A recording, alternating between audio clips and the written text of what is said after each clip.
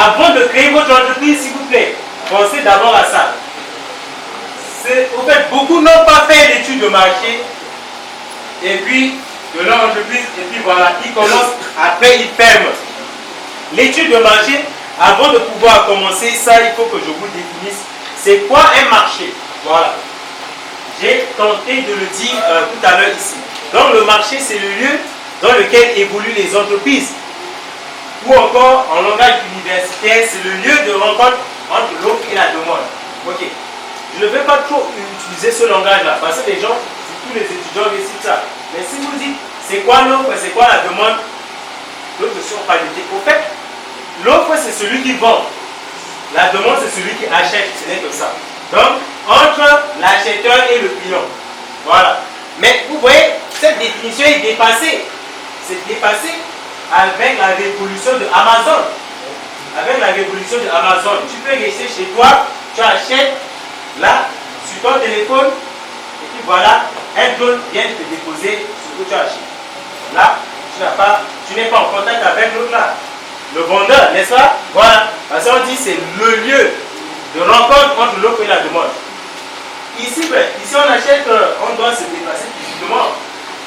Mais pas ailleurs, même en France. Tu restes dans ta chambre pour payer le billet de train.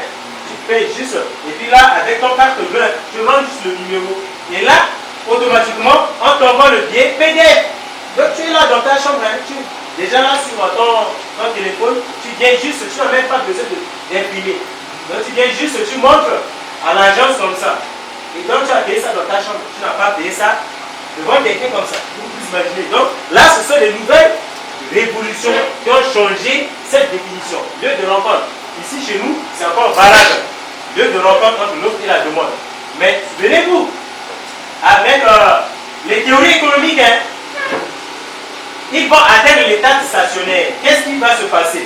Nous aussi, selon le principe de convergence, ceux qui ont fait la théorie de croissance, les bêta convergence, c'est quoi? À un moment donné, dès qu'ils atteignent, c'est-à-dire le rendement par capital de leur pays là-bas est décroissant, qu'est-ce qui va se passer?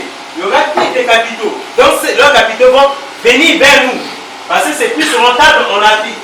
Et on va aussi décoller jusqu'à ce que nous puissions atteindre également l'état stationnaire avant de pouvoir peut-être changer le paradigme économique.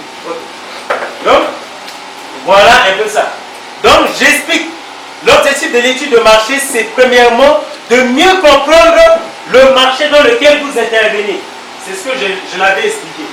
Ceux qui vendent le cahier ou fourniture, ils sont sur un marché de fourniture. Donc, lorsqu'on parle de téléphone, ça ne les intéresse pas trop, parce que leur marché, c'est fourniture. Voilà. Ceux qui sont dans l'électronique, c'est marché d'électronique. Si vous voyez un peu, voilà. BTP, c'est le marché de BTP. Voilà, service. Donc, là, vous faites le marché, l'étude de marché pour mieux comprendre le marché. Ce marché dans lequel je vais intervenir, comment ça se comporte. Et après, vous devez vous focaliser sur les clients potentiels. Ici, à partir de maintenant, tout votre langage doit changer. C'est-à-dire, lorsque vous parlez des clients, raisonnez plus en termes de clients potentiels. Je vais développer ça ici. Et donc, lorsque vous faites bien l'étude de marché, ça vous permet de mieux connaître et comprendre le marché. Voilà. Et lorsque vous connaissez ça bien, vous pouvez maintenant déterminer le besoin réel du consommateur. Voilà. C'est vraiment ce travail qu'il faut que vous fassiez. Ceux qui sont dans le domaine de l'éducation, qu'est-ce que les parents aiment? Quel est le type d'éducation que vous pouvez offrir? Ce n'est pas les mêmes matières que les autres enseignent. Vous pouvez à côté de ça ajouter encore d'autres matières. Lorsque le parent voit ça, il dit que non, je vais envoyer mon enfant dans cet établissement. C'est ça, besoin réel. Tout le monde, regardez, il faut sillonner sur les établissements. Tout le monde fait la même chose. Tout le monde, même matière. C'est vrai, vous pouvez au-delà de cette même matière, et surtout pour vous, les enseignants, la meilleure chose que vous pouvez faire, c'est ouvrir les établissements. Ouvrir les établissements. Pourquoi ne pas ouvrir une université? C'est possible. On discutait de ça avec l'autre là, le représentant du résident. Mais pourquoi ne pas penser à ça? On peut ouvrir une université qui peut même dépasser notre université ici. On a vu des gens qui ont fait ça. Peut-être on n'a pas vu cette idée. Ah bon. Mais on peut le faire. Et donc, les enseignants peuvent se réunir. Quel est le type de formation qu'on va offrir, qu'on va mettre dans cette université. Voilà.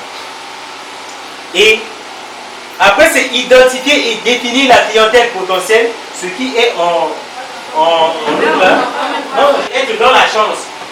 La chance, peut-être, si aujourd'hui la chance, oubliez ce terme-là. Ça, c'est le terme des gens qui sont, peut-être, qui ne font pas l'étude de marché, qui ne sont pas des entrepreneurs. L'entrepreneur, il estime sa rentabilité. Je veux au moins, à la fin de ce mois-là, avoir des millions. Vous devez avoir ça. Je veux avoir des millions. Bon, pour avoir des millions, il faut la clientèle. Et si vous voyez un peu, ce n'est que ça. La demande, c'est la clientèle. Si tel nombre de clients viennent acheter mon produit, donc je peux avoir ça. Et donc, vous commencez maintenant à travailler. Comment est-ce que vous pouvez avoir ce type de clientèle-là, ou ce nombre de clientèle-là? Voilà, c'est ça. Donc, c'est ça l'estimation. Vous ne devez pas vous attendre à des chances. Oh, je pense que le marché a marché. Non, non, étudiez ça. Comment je peux faire au jour le jour pour gagner plus de clientèle. Voilà, c'est ça. Identifier les concurrents. Vous voyez, qui fait la même chose que moi. Voilà, c'est ça les concurrents. Et aussi, il y a concurrents directs et indirects. Hein. C'est ce que je l'avais expliqué. Voilà. Quelqu'un peut satisfaire votre besoin de façon indirecte. C'est le cas où j'ai parlé de faire charger. N'est-ce pas? Tu ouvres les restaurations avec quelqu'un qui ouvre cafétéria bien garni là. Avec les omelettes, tout ça. Ça satisfait déjà le besoin de manger. Parce que les gens ont besoin de manger, c'est pourquoi ils partent dans un restaurant. Mais si quelqu'un offre quelque chose qui n'est pas la restauration, mais qui est autre, mais qui peut satisfaire ce besoin-là, là, c'est un concurrent indirect. Voilà. Il ne fait pas le même produit que vous, mais il vous concurrence de façon indirecte. Donc voilà ça. Et regardez, on va faire une analyse scientifique ici. Comment vous pouvez analyser le concurrent à travers ses forces et ses faiblesses. Voilà. Qu'est-ce qui fait sa force? C'est ça l'analyse de concurrent. Hein. Et d'ailleurs, même là, ceux qui sont dans l'armée peuvent vous le dire. Ceux qui ont déjà lu le livre là, le chinois, là, j'ai oublié, mais l'autre prénom c'est Sun. L'art de guerre.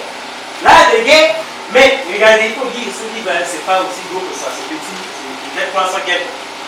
Là, il montre comment, même le marketing que nous faisons là, c'est basé assez sur l'art de guerre. Et les militaires font ça. Ça dit, ils étudient leurs concurrents à travers leurs forces et leurs faiblesses. Qu'est-ce qui fait la force de mon adversaire? Il est fort dans quoi? Et lorsque je connais sa force, je ne vais pas venir par là où il est fort. Hein? Je vais détourner son attention pour épuiser sa force de façon différente. Mais maintenant, je vais l'attaquer par sa faiblesse, là où il est faible. C'est comme ça. Et bien, là, les entrepreneurs, ils ont pris ça de chez les militaires. Chez les militaires, lisez ce livre-là, l'art de guerre, là, ça va vraiment. Vous aurez beaucoup de similitudes avec le marketing. Donc, les concurrents, si vous voulez les étudier, on va détailler ça. Qu'est-ce qui fait sa force? Pourquoi il est fort plus que moi? Mais au-delà de cette force, quel que soit le concurrent, il a aussi ses points de faiblesse. Même l'homme, c'est comme ça. Il peut être fort dans tout, mais il y a un point sur lequel il est faible. Et lorsque vous étudiez tout ça, s'il vous plaît, ça va réduire les risques d'échec. Voilà. Donc, si vous commencez à entreprendre, vous allez voir que les risques de l'échec, là, ça va être réduit parce que, vous maîtrisez les gens qui achètent pour vous, ce qu'on appelle les clients potentiels. Et vous maîtrisez également les gens qui vendent le même produit que vous, parce qu'ils peuvent vous faire partie du marché comme ils ont fait partie Azure. Et là, vous pouvez maintenant réduire le risque de l'échec. Donc voilà un peu de quoi il s'agit. Maintenant, on va rentrer dans la... Quel est le marché sur lequel je vais intervenir? Est-ce que je veux vendre les plastiques? Nous sommes combien à vendre ça? Vous voyez, c'est ça l'identification. Est-ce que ça marche? Ok. Et est-ce que ça évolue? Ça dit, si vous prenez les chaises là, vous dites, est-ce que les chaises il y avait de l'an 2000, c'était comme ça de 2010? Est-ce qu'il y a une amélioration? C'est ça l'évolution. Est-ce que ça évolue? Maintenant, les produits ou les services directement ou indirectement concurrentiels. Voilà. Vous devez lister ça. Voilà. Ceux qui vendent ça et ceux qui font aussi les chaises de bois, ce sont des concurrents indirects. Hein. Ah voilà. Donc, il faut voir. Maintenant, quels sont les acteurs de ce marché-là? Nous sommes combien? Quels sont les acteurs? Donc voilà le premier, l'analyse du marché. Donc, l'étape 1, toujours cette analyse-là, voilà comment je détaille ça. L'identification